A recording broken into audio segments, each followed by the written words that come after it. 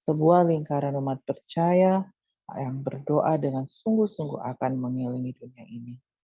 Minggu ini kita akan bergumul dan berencana. Mari kita mulai dengan doa. Bapa yang bertata dalam kerajaan surga, kembali lagi kami anak-anakmu menghadap hadirat-Mu yang kudus. Tuhan, bantu kami mengenal, mendengar suara-Mu. Bantu kami untuk dengan kerendahan hati mempelajari firman Tuhan. Dengan Roh-Mu berikan kami hikmat kejaksanaan, agar apa yang kami pelajari dapat kami mengerti, dapat aplikasikan dalam kehidupan kami sehari-hari. Dalam nama Tuhan Yesus kami berdoa. Amin. Kemarin dikatakan bahwa tujuan kita adalah bersama-sama bersatu untuk menciptakan sebuah api unggun yang sangat besar, sehingga kita dapat membakar dunia ini secara rohani, sehingga dunia ini menjadi terang benderang. Dan kami membutuhkan pertolongan sahabat doa untuk menciptakan api unggun yang sangat besar ini. Dalam Matius 5:14, Yesus berkata, "Kamu adalah terang dunia." Pada zaman Yesus, mereka tidak memiliki lampu bohlam atau lampu fluoresen atau lampu LED yang membutuhkan tenaga listrik atau baterai. Tapi apa yang mereka miliki? Mereka memiliki lampu minyak dan obor. Dan apa yang dapat memberikan terang? Api memberikan terang.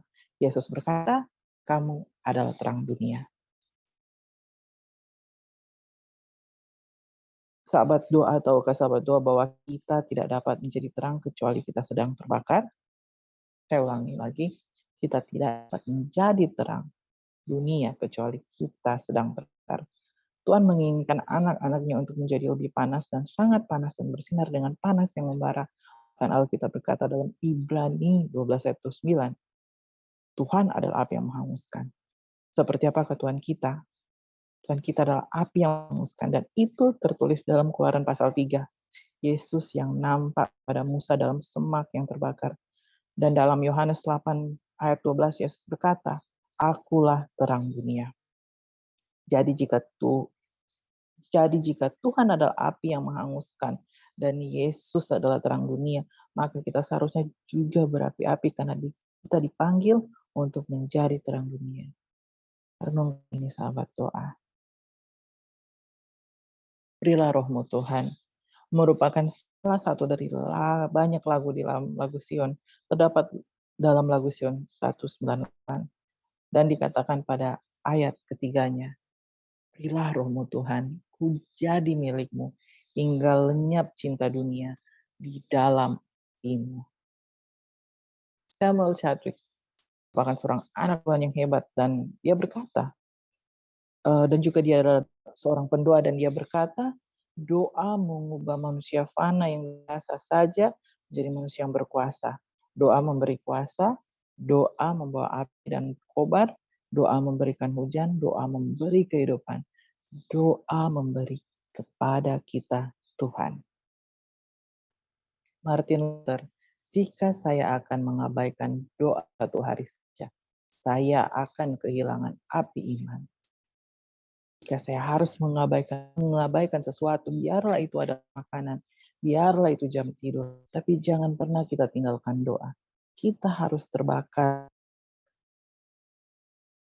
Jika kita mau memiliki pelayanan doa yang efektif, mencari fasilitas doa yang efektif, bagaimana kita bisa terbakar? Kita sebaiknya menghabiskan banyak waktu betul dalam doa pribadi dan dalam firman Tuhan, karena firman Tuhan memupuk iman dan doa.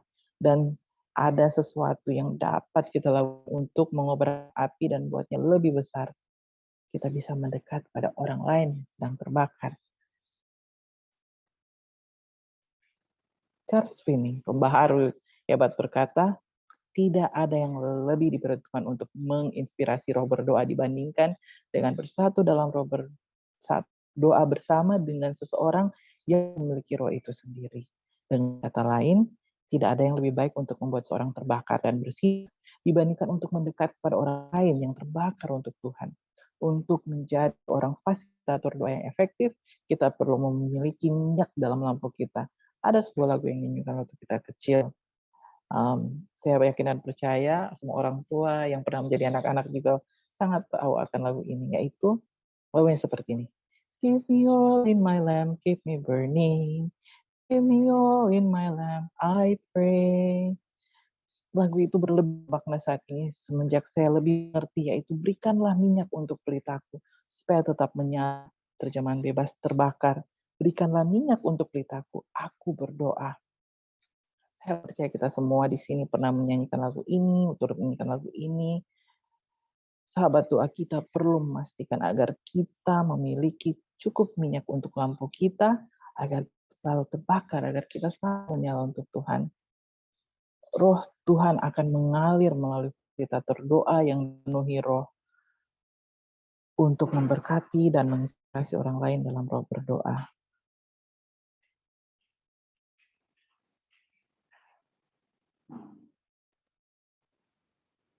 Tetapi jika seorang pemimpin pertemuan doa atau pemimpin doa persatuan dan dia tidak memiliki api, jika seorang tidak dipenuhi dengan roh, maka orang tersebut menyakiti Tuhan dan orang yang lain datang bergabung. Andrew Murray berkata, jika kehidupan rohani baik di bawah kuasa penuh Roh Kudus, berdoa tanpa henti akan terjadi secara alami. Jika sahabat doa bergumul untuk berdoa, maka itu karena sahabat doa memiliki Roh Kudus yang merupakan roh berdoa. Karena itu kita semakin sering berdoa, maka semakin mudah kita untuk berdoa. Apakah kita pernah mendengar ini sebelumnya? Semakin lama kita berdoa, semakin lama kita menunggu Tuhan, maka semakin mudah untuk berdoa. Mengapa? Karena kita lebih memiliki roh.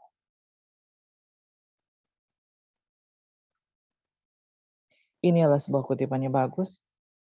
Ketika semakin banyak berdoa, semakin Roh Kudus, ketika Roh Kudus dicurahkan dengan melimpah, akan semakin banyak doa.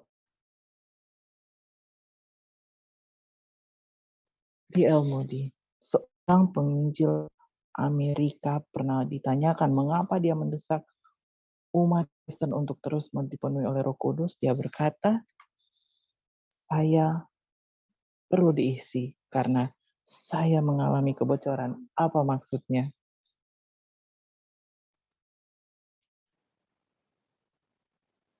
Kenyataannya adalah kita adalah bejana yang retak dan kita senantiasa berada di tepat di bawah sumber mata air agar selalu dipenuhi oleh Kristus sehingga memiliki persediaan yang segar. Jadi saya adalah bejana yang retak. Kita semua yang hadir pada pagi ini adalah bejana yang retak. Dan apakah kecenderungan dari api? Apakah untuk bertambah besar atau padam? Apa kecenderungan dari api? William Booth, kecenderungan api adalah untuk mati. Jagalah api misbah hatimu. Siapapun yang pernah menyalakan apian mengetahui bahwa api perlu diaduk sekali-sekali untuk tetap menyala. Jadi kita adalah bejana yang bocor dan kita perlu untuk senantiasa dipenuhi Roh Kudus. Tetapi kecenderungan api adalah padam. Tetapi jika saya sedang berapi-api, jika Saudari Iyo sedang berapi-api, jika kami sedang berapi-api, jika setiap fasilitator doa di ruangan ini sedang berapi-api, mungkin tidak dapat menciptakan api yang lebih besar. Semua Tuhan yang hebat yang kutipannya telah kita baca, kita dengar, memahami bahwa Tuhan menginginkan kita untuk berapi-api, burning, menyala. Dan alasan mengapa mereka disebut pengikut Tuhan yang hebat, karena mereka adalah seorang pendoa. Ellen White berkata, pria yang berdoa adalah pria dengan kuasa. Dan sama halnya untuk wanita, wanita yang berdoa adalah wanita dengan kuasa. Kita ingin menciptakan sebuah api raksasa yang akan membuat kebakaran yang hebat. Dan itu dapat terjadi jika datang bersama-sama, masing-masing kita semua dapat membawa minyak untuk diberikan. Ada banyak fasilitator doa yang dengan sendirinya pergi memulai pelayanan doa untuk memulai kelompok doa persatuan dan berakhir dengan patah semangat dan merasa dikalahkan karena setan tidak senang terhadap doa persatuan dan akan melakukan segala sesuatu untuk membuat para fasilitator doa patah semangat. Dalam khotbah 14 tertulis, tali 3 lembar tak mudah diputuskan. Apa yang ingin kita lakukan adalah mendukung para pemimpin atau fasilitator doa untuk bekerja dalam tim yang terdiri dari 3 orang untuk menjalankan doa persatuan. 3 bejana retak yang bergumul dan berdoa bersama-sama dan saling berpegangan tangan lebih berhasil dibandingkan dengan sebuah bejana retak yang bekerja sendirian. Apakah ini masuk akal sahabat doa? Apa yang menjadi tanggung jawab dari ketiga fasilitator doa? Berdoa, berdoa, berdoa. Berdoalah, meminta Roh Kudus, berdoalah agar Tuhan bekerja dalam hati dan memberikan orang-orang untuk berdoa. Buat jadwal. Kita memiliki seorang musuh yang tidak senang mengenai doa dan akan melakukan segala sesuatu yang dia dapat lakukan untuk menghalangi orang-orang dan menghalangi kita untuk sebuah pelayanan doa yang berhasil. Dengan penuh doa, pilih dan latih 3 pemimpin baru. Putuskan siapa yang akan memimpin doa pada hari tertentu. Dan para fasilitator doa harus melatih 3 faktor doa yang baru. Mengapa? Sehingga ketika kelompok bertumbuh, mereka akan dapat terbagi dalam 2 kelompok dan setiap kelompok akan memiliki 3 pemimpin. Bekerja sama untuk memastikan pelayanan doa berjalan dengan lancar. Mereka harus bekerja bersama-sama untuk memastikan doa berjalan dengan lancar dan menjadi pengalaman yang indah dan berkuasa, sehingga orang-orang akan menceritakan kepada orang lain dan terus bertumbuh. Jika kita tidak memastikan pelayanan berjalan lancar, maka akan berantakan dan akhirnya akan menjadi patah semangat. Coming up higher. Para pemimpin bertemu dengan setiap kali doa selesai untuk mengadakan sesi coming up higher atau evaluasi untuk perbaikan. Mereka akan bertanya, bagaimana kita dapat membuatnya lebih baik. Jadi, jika kita memiliki pelayanan doa yang sekarang ini jumlahnya hadir mencapai 30, 40, bahkan 70 lebih orang, semua orang bergabung membagikan kesaksian-kesaksian yang luar biasa pengalaman mereka, dan suatu hari kita akan membagi kelompok ini menjadi 2. Apa yang akan terjadi pada api ketika kita terbagi menjadi 2 kelompok, besarnya api itu akan berkurang setengah dan setiap kelompok dengan 3 orang pemimpin akan membuat api itu lebih besar, dan ketika mereka memiliki api besar yang menyala dan mereka melatih pemimpin yang baru, mereka akan sekali lagi membagi kelompok. Seringkali orang-orang yang mengalami doa persatuan, mereka akan bergembira dan mereka semua hanya memiliki percikan api, tetapi mereka berusaha untuk membawa percikan api itu ke rumah atau gereja mereka dan berusaha memulai sebuah kelompok doa. Apakah sahabat doa tahu bagaimana sulitnya memulai sebuah pelayanan doa persatuan hanya dengan percikan api? Jika sahabat doa baru memiliki percikan api, maka kemungkinannya akan gagal kecuali dimulai dengan doa dan puasa seolah-olah kehidupan kita bergantung padanya. Kita perlu menjadi api yang merah menyala, api putih yang menyala dan bersinar dengan sangat panas dahulu sebelum memulai sebuah pelayanan doa persatuan. Kita ingin bekerja untuk menciptakan sebuah api unggun raksasa dan kami membutuhkan pertolongan kita semua untuk membuatnya terjadi. Ian Bounds telah banyak menulis mengenai doa dan berkata, jika agama kita tidak membuat kita terbakar, itu karena kita memiliki hati yang beku. Tuhan tinggal dalam api. Tolong untuk tetap dibawakan dalam doa untuk doa permohonan berikut. Rencana Tuhan bagi 24/7 United Prayer, sebuah pelayanan doa untuk pembangunan rohani secara global, dan fasilitas doa yang akan melangkah maju bersama kami dalam doa. Satu dalam doa,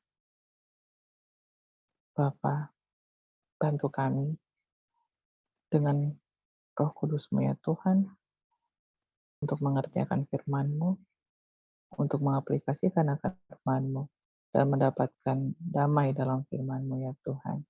Bantu kami untuk menjadi api bagi-Mu karena Kau berkata kami adalah terang dunia.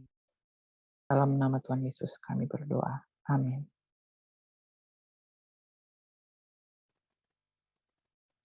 Will you stand in the gap? Sahabat doa, kami membutuhkan lebih banyak lagi fasilitator doa. Jangan lupa untuk email di 24/7up.indonesia@gmail.com. Tuhan Yesus memberkati kita semua.